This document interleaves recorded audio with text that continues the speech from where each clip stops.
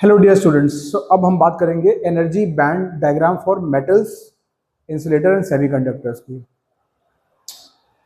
पहले देखते हैं मेटल्स के लिए। ठीक है, मेटल्स में क्या होना चाहिए? Metals is generally there conductors, right, good conductors of electricity. इसका मतलब इनका जो एनर्जी बैंड डायग्राम है इसमें ऐसा होना चाहिए कि हमेशा हमको इलेक्ट्रॉन्स मिलने चाहिए कंडक्शन बैंड में।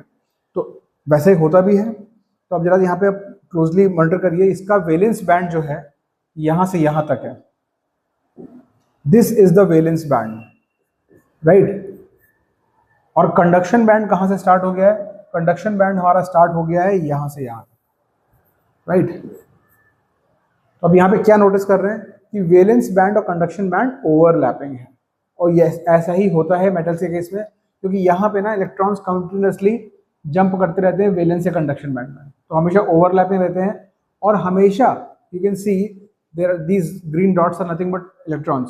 सो ये आप देख रहे होंगे कि यहाँ पे always there are enough electrons available for conduction.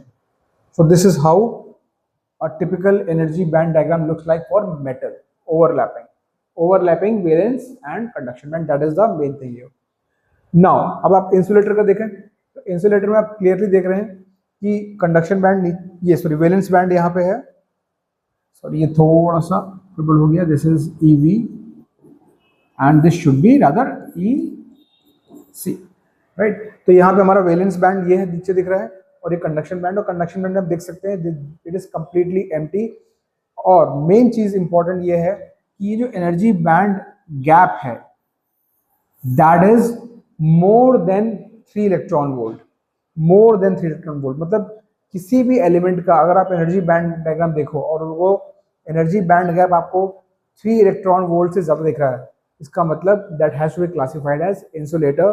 क्योंकि यहाँ पे वैलेंस से अगर कंडक्शन में शिफ्ट करना है तो मिनिमम एनर्जी आपको जो देनी पड़ेगी 3 इलेक्ट्रॉन वोल्ट से ज्यादा देनी पड़ेगी, right, which is quite high energy. इसकी वजह से insulators, right, they don't conduct electricity. ये अपना डायग्राम हो गया, ठीक है। तो इंपॉर्टेंट क्या है? दो चीज इंपॉर्टेंट है इसमें कि पहली बात तो कंडक्शन बैंड एम्प्टी है, दैट इज इंपॉर्टेंट थिंग।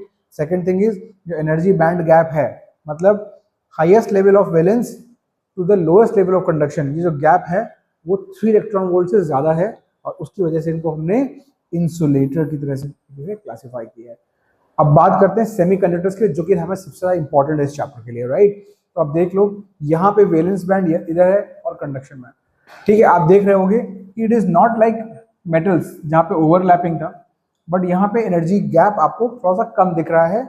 ये और यस ऐसा ही है, एनर्जी बैंड गैप जो है यहाँ पे लेस देन 3 इलेक्ट्रॉन वोल्ट है। ये एक इंपॉर्टेंट क्राइटेरिया है फॉर अ सेमीकंडक्टर कि इनका जो highest level of valence band to the lowest level of conduction band, ये डिफरेंस जो हमें मिलता है लेस देन 3 इलेक्ट्रॉन वोल्ट मिलता है। इसीलिए थोड़ा सा भी थर्मल एक्साइटेशन या किसी और तरीके का एक्साइटेशन देके हम इलेक्ट्रॉन को एक्साइट करके इस बैंड से उस बैंड में पहुंचा सकते हैं, और ऐसा होता भी है। इसीलिए they are semiconductors, right. But आप देखो कि रूम टेम्परेचर आपको इनफ थर्मल एक्साइटेशन मिलेगा एक सेमीकंडक्टर को कि रूम टेम्परेचर पे भी वो कुछ ऐसे होंगे इलेक्ट्रॉन्स जो थर्मली एक्साइट होके कंडक्शन बैंड में अवेलेबल होंगे, not like conductors but still there would be few electrons available in the conduction band.